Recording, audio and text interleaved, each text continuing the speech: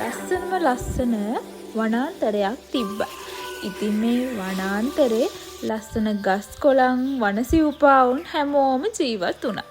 හැබැයි කාලයක් යනකොට මේ කැලේට වහින වැස්ස අඩු වෙන්න පටන් ගත්තා. ගස්වැල් හොඳටම වේලිලා බොණ්ඩ වතුර ටිකක්වත් හොයාගන්න නැතුව මහා ලොකු ඉඩෝරයක් මුළු කැලේටම එන්න පටන් ගත්තා.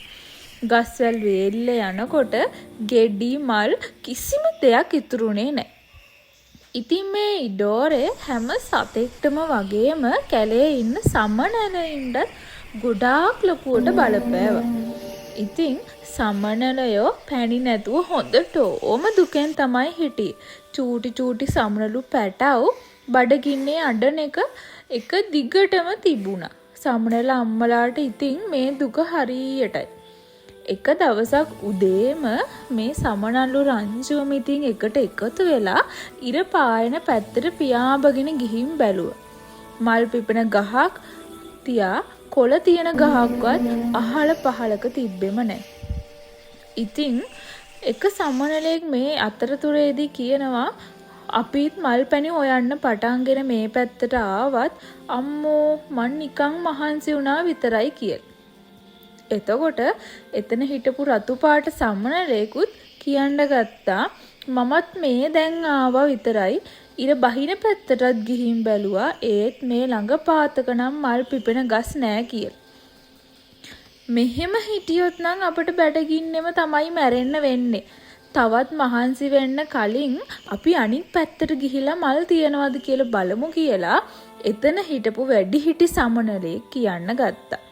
ඉතින් කහ සමනලයයි නිල් සමනලයයි රතු සමනලයයි ඔක්කොම එකට එකතු වෙලා අනිත් පැත්තට පියාඹන අදහසට කැමති වුණා. පුංචි සමනල පැටව් වට කරගෙන සමනල රෑනම මල් හොයාගෙන පියාඹන්න පටන් ගත්තා. ඉතින් මේගොල්ලෝ ඉරි තැලුණු පොළොව අතරින් ගස්වැල් අතරින් කඳු අතරින් පියාඹගෙන ගියත් අන්තිමේදී නිකම් මහන්සි වුණා විතරයි. කිසිම තැනක මල් පිපුච්ච ගස් හොයාගන්න බැරි. එහෙම නතර වුණාම එක සමනලෙක් කීවා අනේ නවතිමු. මටත් තවනම් ඉස්සරහට යන්න බෑ. හරීම මහන්සි කියලා. චූටි සමනල පැටවුනුත් අනේ අම්මේ අපිට තවත් පියාඹන්න බෑ කියලා කියන්න පටන් ගත්තා. ඉතින් සමනලයන් ඒත් වැඩේ අතාරින්න නැතුව තවත් පොඩ්ඩක් ඉස්සරහට පියාඹවගෙන යමු කියලා තවත් ඉස්සරහට පියාඹන්න පටන් ගත්තා. ඔන්න එතකොටම හම්බුණා රතු සමනල රංචුවක්. එයාලගෙන් මේ කහ සමනල්ලු ඇහුවා ඔයාලත් මල් හොයාගෙන තැන් බලන්න යන්න කියලා.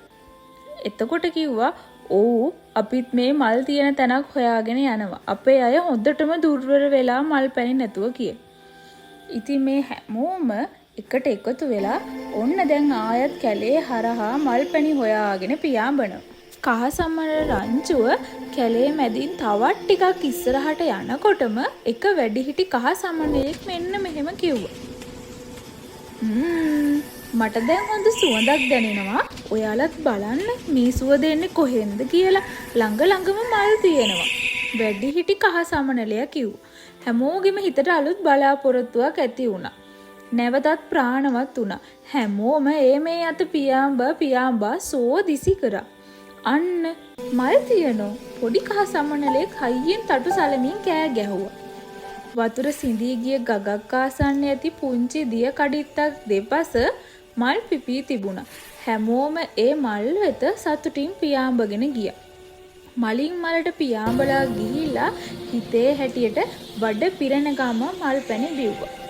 හැබැයි වැඩිහිටි සමනලා මල් පැණි ටිකක් බීලා ඉතුරු මල් පැණි ටික බොන්න දෙන්නේ නැතුව අනිත් සමනලයින්ට එන්න නොදී රැක බලා ගත්තා. මේක දැකලා පොඩි සමනලයින්ට තරහ ගිහිල්ලා අහනවා මොකක්ද සීයා කරන්නේ? එයා බොන්නෙත් නෑ අපිට බොන්න දෙන්නෙත් නෑ කියලා. එතකොට ඒක ඇහිච්ච මේ සීයා කියනවා දරුවනේ අපි විතරක් නෙමෙයි මල් පැණි බොන්නේ. දැක්ක නේද අපි පහු කරගෙන ආපු රතු සමනල රංචුව. ඒ අයට තවමත් මල් පැණි නැතුව ඇති. දැන් හොඳටම මහන්සි වෙලා ඇත්තේ. අපි ඒ අයටත් පැණි තියමු කියලා. ඉතින් ඒ සීයාගේ කතාව වහපු කහරංචුවේ සමනල්ලු ඔක්කොම එහෙනම් අපි ගිහින් ඒ අයව එක්කන් යමු කියලා ආයත් පියාඹලා ගියා. ගිහිල්ලා සුටුස් ගාලා අර රතු සමනල් රංචුවත් ඒ මල් තියෙන තැනටම එක්කගෙන ආවා.